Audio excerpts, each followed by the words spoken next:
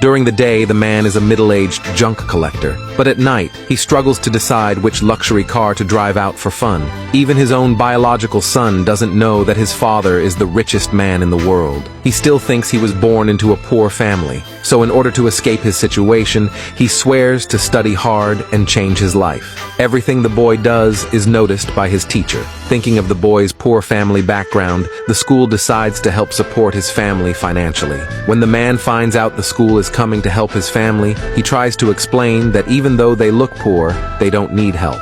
But the next second, a blob of bird poop lands right on him. The principal thinks the man is just being prideful, so he urges him to face reality and accept the aid. But the man doesn't care about what the principal says. Seeing they're planning to take photos to commemorate it, he immediately goes inside and comes back out wearing a luxurious suit. Everyone is stunned on the spot. Before anyone can react, the man hands gifts to the principal and tells them to start taking pictures. Everyone feels something is off. It's like the one being helped became the principal instead.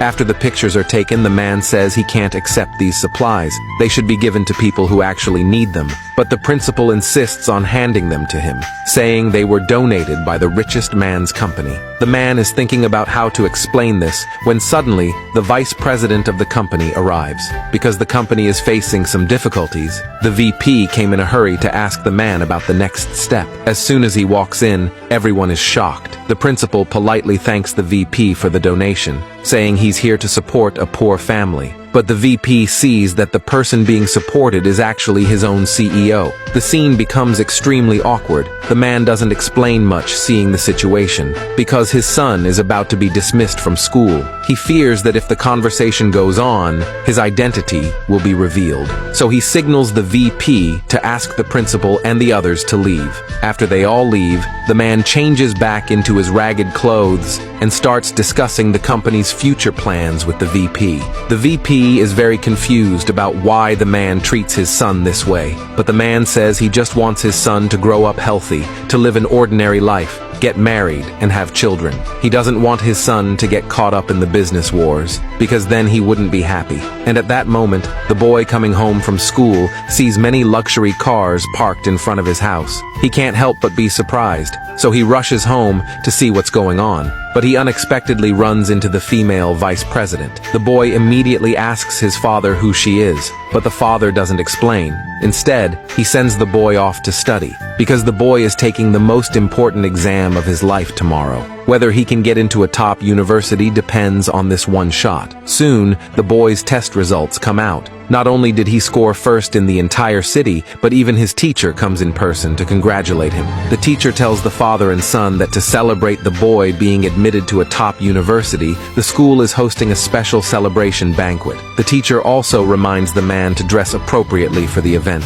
Soon, the day of the banquet arrives. The man not only doesn't change his clothes, but also rides off on his old, broken tricycle. Dressed like that, he truly looks like a junk collector. Just as he arrives happily to attend the banquet, he's stopped by his son's classmates. The man says he's here for the banquet, but the classmates directly drive him away. As they argue, the boy walks over and tells the classmates that this is his father. As soon as he says that, even passing students start mocking the boy. They even joke that they must be doing cosplay. The man gets very angry at the scene. Just as he's about to fight back, the most famous professor in the city also arrives at the banquet. Seeing the man, the professor thinks he's a junk collector, so he tells someone to throw him out. After learning the man is the boy's father, the professor is utterly shocked. But the man's outfit is indeed inappropriate. After lecturing him, the professor leaves. When the teacher sees how the man is dressed, he finds it very improper, so he pulls the man aside to wait in a corner.